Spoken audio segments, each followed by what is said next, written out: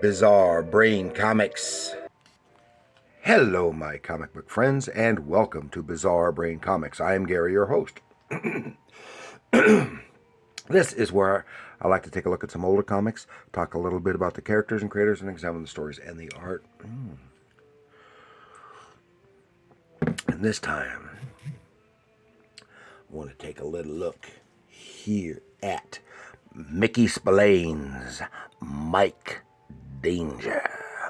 But before we do that, I like to sometimes give recommendation to other YouTube channels I see out there. There's one I just discovered called Cantu Comics. That's Cantu, Cantu Comics. You might want to check that one out.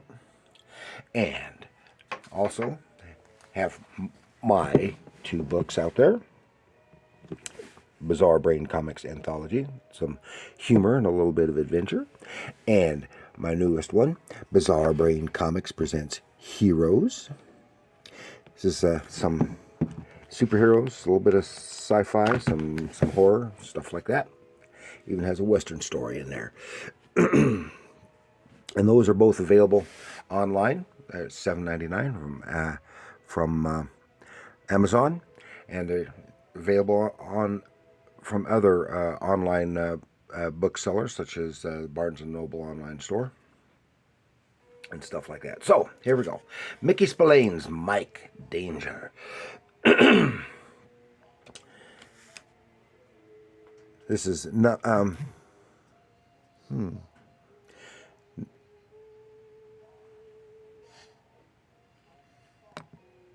this is issue number 11 from 1996 from Tekno Comics, which is a company that didn't last very long. They did a whole bunch of titles from so-called created in air quotes by well-known writers and or creators from other media and actors. Even had one of created by Leonard Nimoy, one by Gene Roddenberry, and a couple others I can't think of right now. But they were all in the science fiction genre, science fiction and sometimes slash superhero. But they weren't the best. It was just like some concept based on some minor concept by or character created by these figures, and then fleshed out by their in-house writers. In this case, it was written by Max Allan Collins, who was probably the biggest creative force behind it. Okay, but it is listed as created by Mickey Spillane, with it Max Allan Collins as the writer. Steve Irwin was the penciler. No, that's not the crocodile hunter, Steve Irwin. Now, Mickey Spillane was born Frank Morrison Spillane from 1918 to 2006. I was sad when I heard he had passed away. He was an American crime hard-boiled detective novelist, sometimes called King of Pulp Fiction, because this stuff is very, very pulpy. His primary character, best known, is Mike Hammer, which you can see my Mike Hammer, one of my Mike Hammer books right there. And he's also a part-time actor. he even played Mike Hammer in it says the 1965 film, but of The Girl Hunters, which is the book I've got here. But the book is tied in. This book is tied in with the movie, and this was printed in '63, so I think that date is wrong. But The Girl Hunters, he played Mike Hammer, and he wrote under pseudonyms for Slick and Pulp magazines, and even wrote for comics. While working at a department store, he met Joe Gill, which is later one of Charlton's major writers. Hooked him up with Joe Gill's brother, who got him hooked up with a comics packaging company, which is Funnies Incorporated. And he wrote 8-page stories per day. It's an 8-page story per day for quite a while. So, characters like Captain Marvel, Superman, Captain America, as well as 2-page text stories with his byline. Because remember back in those days, for postal reasons, they had to have text pages, and that was before they kind of started filling those text pages with letters pages. And he was a flight instructor in World War II. And then he wrote "I, the Jury" in 9 days. It was his first novel. And his first and that was a Mike Hammer novel, and it sold 6.5 million copies in hardback and paperback in 1948. Then Mike Danger. Mike Danger was an early version of Mike Hammer, and was created as a comic book detective. That is, a detective in comic books. He wasn't a detective to detect comic books. Mike Danger was a typical hard-boiled detective in New York City. He was published in Harvey Comics Green Hornet number 10, and later had in Crime Detector Comics in number 3 and 4 in 1954. It was and had possibly had a very short, limited life in newspaper strip, but the source of that may be confusing that with a short-lived Mike Hammer comic strip, which I have seen stuff of.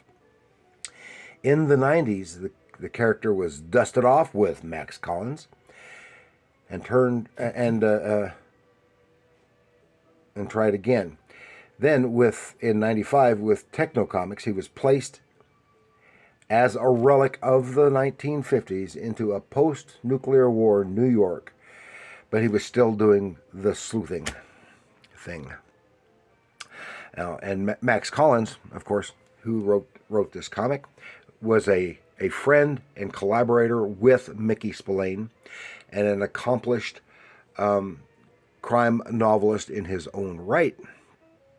And he also had previously, for several years, wrote the Dick Tracy comic strip, and has written Dick Tracy novels as well. Did the novelization of the movie and at least one, I think, original novel, as well as editing a paperback anthology of Dick Tracy stories.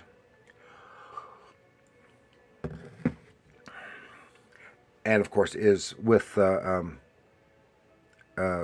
Terry Beatty, creator of Ms. Tree, a mystery character in which they published in independent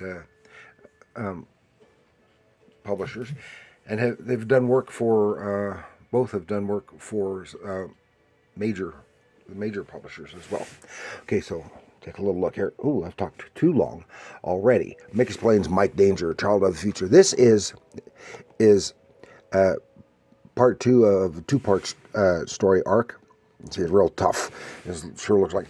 This is the only issue I've got. I don't know how many issues it had. I don't think it ran too much longer after this. But it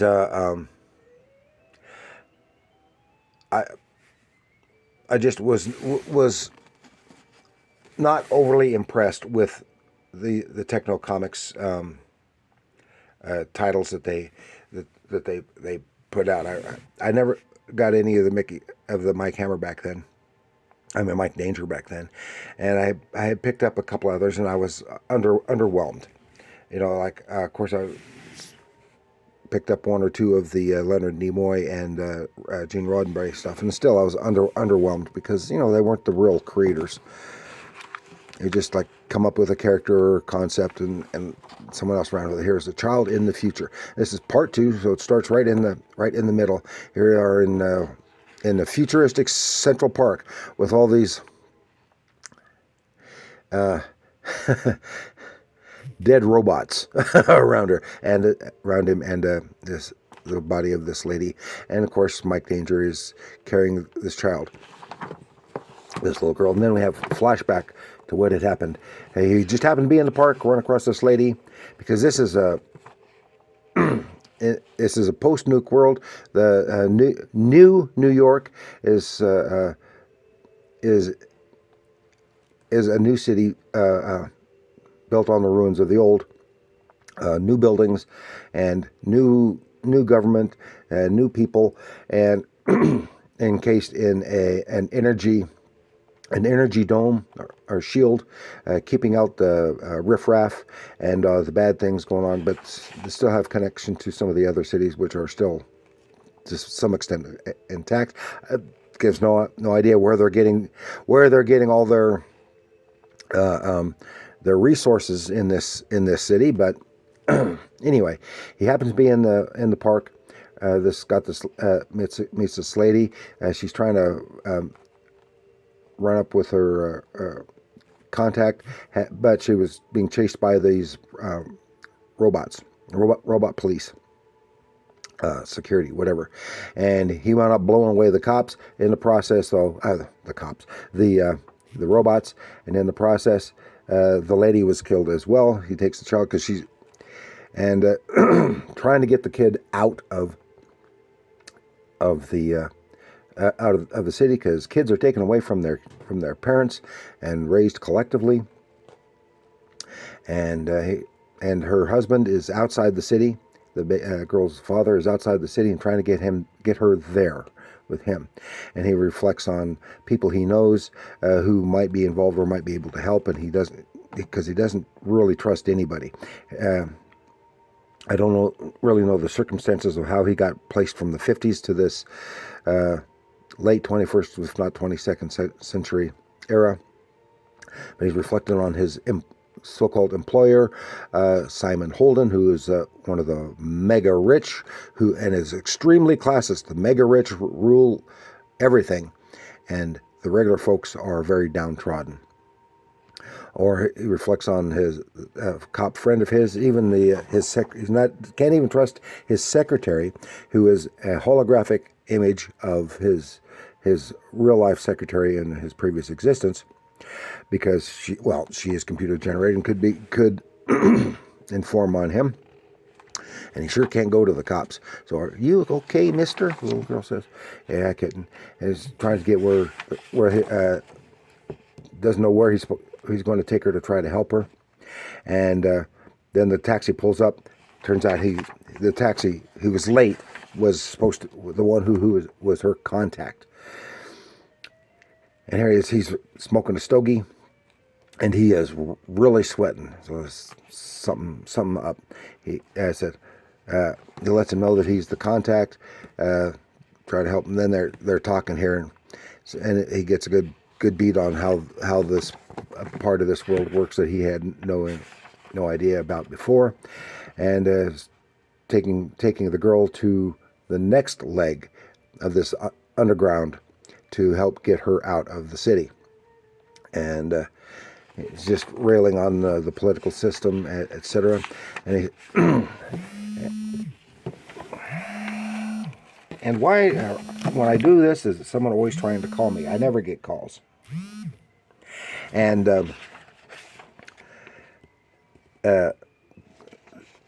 where was I? Oh yeah, the cops taking her to the next cop, drops her off at this big old building, and but in the process makes a comment about the cigars. Sometimes something tells me that stogie isn't that soy crap, like non-tobacco. It's real tobacco.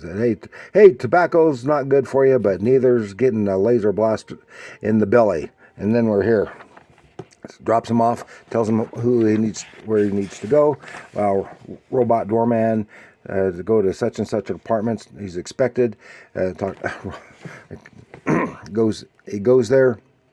Uses the girl for that identification.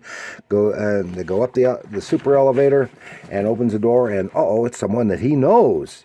It's Mike Danger. This is a lady, Ava Brown. She is one of the bigwigs in the Holden company, his employer, and he knows her. And it turns out she is involved in this underground movement to help get kids and other stuff. And while they're talking, while the kid is having a banana split, some real ice cream, something she's never had, because they get the good stuff. The super rich people, they get the good stuff, and the real people get the dregs. So it gets some real scotch. Oh, he's good. And stuff like that. And they're talking, and finds out, this is when she reveals that she doesn't agree with the system, but she is part of it, and so she's trying to help this change the system from within. Turns out that she is actually the daughter of Holden, the bigwig, who is basically the ruler of this place. The little girl has fallen asleep while they're talking. They get in one of their supercars, so she knows the way. She can get the kid out. They have what looks like a Stargate, but it's actually just a tunnel, the equivalent of the old tunnels in New York, getting out of New York, and but this goes through the shield. But regular people can't do that, but she can. But the cops are onto him because they've got a little tracker and all the kids. So the police robots are there and chase him through the tunnel, and he's blasting away. And the robot car hits the side of the tunnel, which blasts him up, gets the kid out, and meet up with Daddy. But they have to go back in. It says, I don't suppose we can go with him to whatever's left of the Windy City. No, I'm going to need you and your legal immunity to keep my privileged tail off the E-list. And the E-list is, well, they get exterminated. And then an ad for the next one. Roddenberry's Xander in Lost Universe. That's what it was. And it has a backup. It's not a real backup story. It's just a little teaser for one of their other titles. And I don't really care. It's the whole thing. It's not bad, but it's not enthusiastic. Yeah, here's my Mickey Spillane novel, prose novel. Even has a picture on the back of Mickey Spillane from the movie. And that's basically all I've got for you. It's very, very nice artwork, good visual storytelling. I like Max Allan Collins, but I am not still am not overwhelmed with with this material. It's an interesting little read. I would not go out and try to hunt down some more of them, but it was a nice touch to catch some Mickey Spillane stuff in comics. So that's all I've got for you this time. Please like, share, and subscribe, and do leave a comment. Are you a fan of Mickey Spillane or Max Allan Collins? Have you ever read any Mike Danger? Have you ever read any Mike Hammer? Let me know what you think of all those things in the comments below. And remember, comics are art.